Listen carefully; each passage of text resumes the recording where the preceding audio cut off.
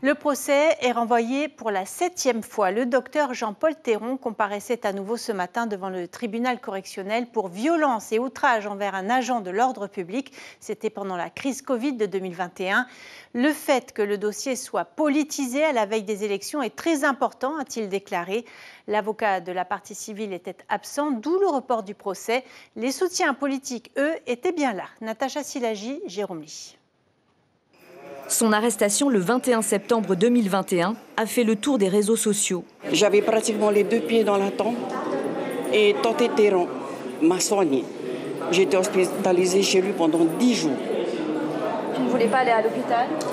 Non, parce que je savais que si j'allais à l'hôpital, aujourd'hui, je ne serais pas en train de discuter avec vous.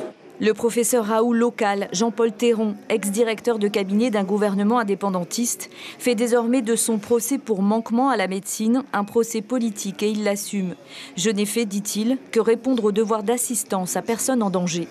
Nous étions dans une phase où les gens étaient à risque vital, donc on était dans une autre phase de la maladie.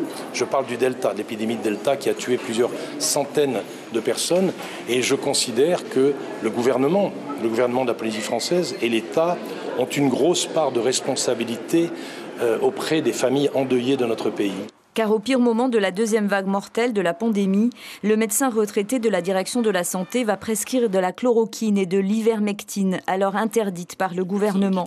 Le gouvernement qui va porter plainte fin 2020, juste avant le Conseil de l'ordre pour pratique de médecine foraine.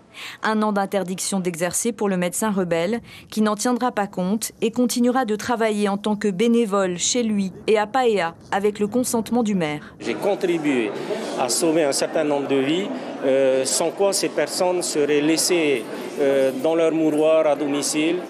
Viendront ensuite d'autres plaintes pour injures, outrage à gendarme et violences aggravées sur un huissier de justice, objet de sa garde à vue. Déjà le 7e report, mais la défense et les soutiens politiques sont toujours là pour raconter leur expérience personnelle.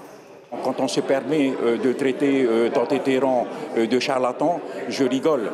Parce que je vais dire moi-même, je peux dire merci à Tonté Théron si j'ai mon neveu qui est actuellement encore en vie. Ce que je peux dire, s'il n'y avait pas ce monsieur-là, aujourd'hui mes 2 fils ne seraient plus là. Je les appelle mes 2 fils, voilà, ne seraient plus là.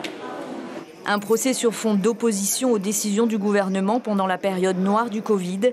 Le débat est remis sur la table, cette fois en pleine période électorale.